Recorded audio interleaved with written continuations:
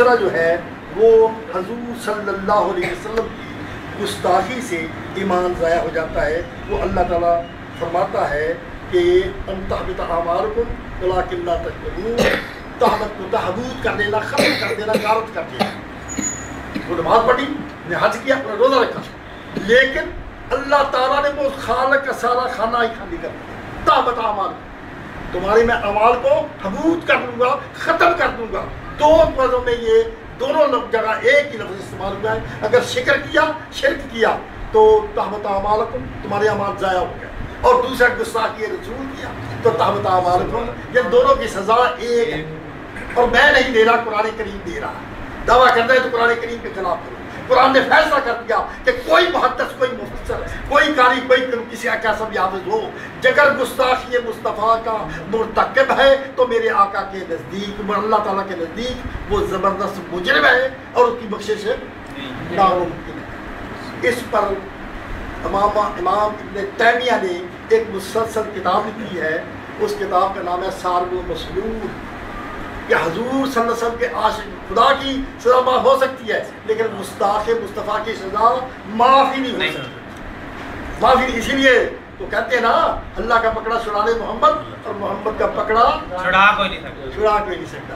عزیزاں گرامی، قرآن کریم نے یہ کھول کھول کر بیان کر دیا.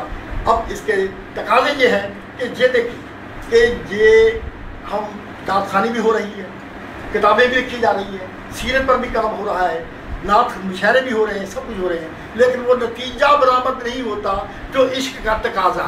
انتم الغالبون، غالب تم ہی رہو گے. ظاہر ہے اس میں کچھ کمی ہے جس کی وجہ سے وہ چیز، وہ نتائج حاصل نہیں ہو رہے. اور وہ نتیجہ وہ صرف، اور یاد رکھو، میں پچھلی دفعہ بھی کہا تھا، وہ ختم نبوت کا سلسلہ تھا، تو ختم نبوت کے لیے میں نے کہا تھا کہ بڑی بڑی کتابیں، بڑے بڑے تصنیفیں، بڑے بڑے رسالے یہ نامکمل ہے. اس کے ختم نبوت کا صرف جواب عشق مصطفیٰ ہے. بس دلوں میں عشق مصطفیٰ، اور وہ مصطفیٰ کا عشق ایسا ہو جیسا کہ صحابہ کرام میں تھا، کہ ان کی رگ رگ میں عشق رسول سما گیا تھا. خبیب کو پھانسی دی گئی. ڈاکٹر صاحب شاعر ہیں، جانتے ہیں کہ وہ جسم کو پھانسی دینے لگے تو اس وقت ان کو کہا کوئی اپنی وصیت، ان کی وصیت، وہ عربوں میں وصیت لکھنے کا رواج تھا. قرآن کریم بھی بیان کرتا ہے کہ کوئی وصیت لکھانی ہے تو لکھا دو. انہوں نے کہا میری وصیت نہ ماں نال ہے، نہ باپ نال ہے، دادا نال پڑھ ہے. ایک وصیت ہے کہ میرا سلام میرے آقا محمد مصطفیٰ تک پہنچا. یہ تو جھگڑا ہی درمیان کا ہے. اس وقت انہوں نے شعر کہے، اس وقت پھر انہوں نے شعر کہے. تو جہاں مفسر لکھتا ہے، وہ جو تشریح مشارے لکھتا ہے کہ شعر اس وقت کہا جاتا ہے جب انسان کا دماغ ٹھکانے پر ہوتا ہے، مکمل طور پر وہ اپنے ہوش و حواس میں ہوتا ہے، اس پر کسی قسم کا خوف نہیں ہوتا.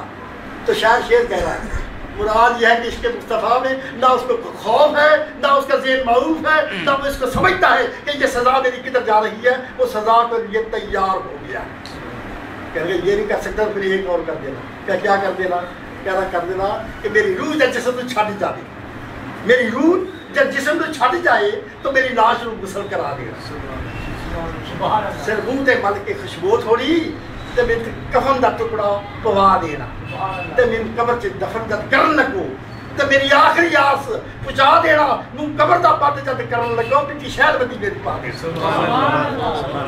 میری آس یہ عشق ہے، ان کا عشق ہے جنہوں نے حضور کے سامنے دیکھا، ان کو دیدار کیا. اور شعر کہے ابن شام میں ابھی تک موجود ہے، اور اس کا پنجابی میں ترجمہ کیا اسے بہت اچھا کہ انہی شعروں کا کہ جانی سبا بند شہر مدینے تے کئی سنیہا میرا مکے والے سنی دیتا یار خبیب اج دینا تے اے جرم تو دین سزائی کہ میں کیوں تیرے سنگ لائیاں تے کیوں میں واحد رب پچھاتا اے قصور خطائیاں تے جاندی واری مکھ نہیں ڈٹھا اے افسوس گنڈیرا تے جاندی واری رخ نہیں ڈٹھا اے افسوس گنڈیرا.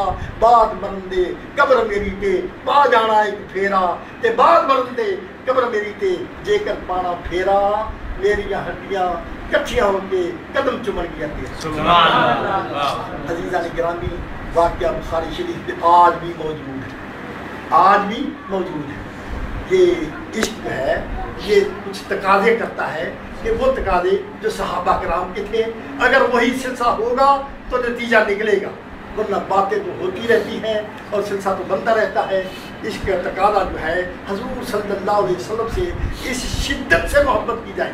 میں نہیں کہتا، قرآن کریم کہتا ہے متوجہ ہو، متوقر ہو، اس کی تعظیم کرو اور اس کی توقیر کرو، اتنی حد سے بڑھ کر، حد سے بڑھ کر۔ ابھی سید خدری کو حضور نے پچھے لگوائی، خون کا پیالہ دیا، جاؤ باہر پھینکاؤ، باہر گیا کہتا محبوب کا خون ہے نیچے پھینک رہا ہے، پی گئے، نکلے، حضور صلی اللہ علیہ وسلم کو پتہ چل گیا، اسے زمین پر نہیں پھینکا۔ فرمایا ابھی سید خدری تمہیں پیالہ دیا تھا کہاں پھینکا؟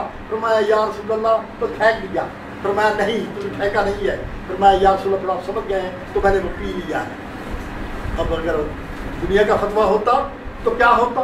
دوسرا، لیکن حضور فرماتے ہیں کہ جس شخص نے دنیا میں جنتی دیکھنا ہے ابو سعید خدری کو دیکھ لو، کیونکہ جس کے جسم میں محمد مصطفیٰ کا خون شامل ہو جائے اس کو دوزخ کی آگ نہیں جلا سکتی۔ فاطمہ آخری بات بتا کر کے فاطمہ زہرا روٹیاں لگا رہی تھی، روایت میں آتا ہے کہ اے حضور فرماتے ہیں بڑی محبت کرتے تھے، پیار کرتے تھے، آپ نے پکڑی ایک روٹی آپ نے بھی لگا دی، آپ نے بھی لگا دیا، تن جا کے بیٹھ گئے۔ حضرت فاطمہ کافی دیر تک نہ آئی، فرمایا بیٹی آتی کیوں نہیں؟ فرمایا روٹی ایک ہے پکتی نہیں۔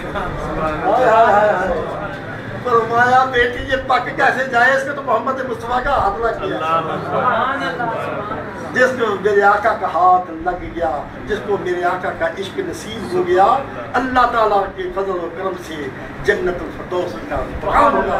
اللہ تعالیٰ مجھے اور آپ کو صراط مستقیم پر چلنے کی توفیق عطا فرمائے۔ یار زندہ صحبت باقی، ڈاکٹر صاحب اس سلسلے میں جو محنت کر رہے ہیں اللہ تعالیٰ قبول فرمائے، اور دعا دل سے کیجیے خلوص سے کہ اللہ تعالیٰ ان کو صحت کاملہ عاجلہ نصیب فرمائے، اور ہر جو لوگ ہیں یہ گھروں میں بیمار ہیں یا ہسپتالوں میں بیمار ہیں اللہ تعالیٰ ان کو بھی صحت کاملہ عاجلہ نصیب فرمائے۔ وآخر دعوانا الحمدللہ۔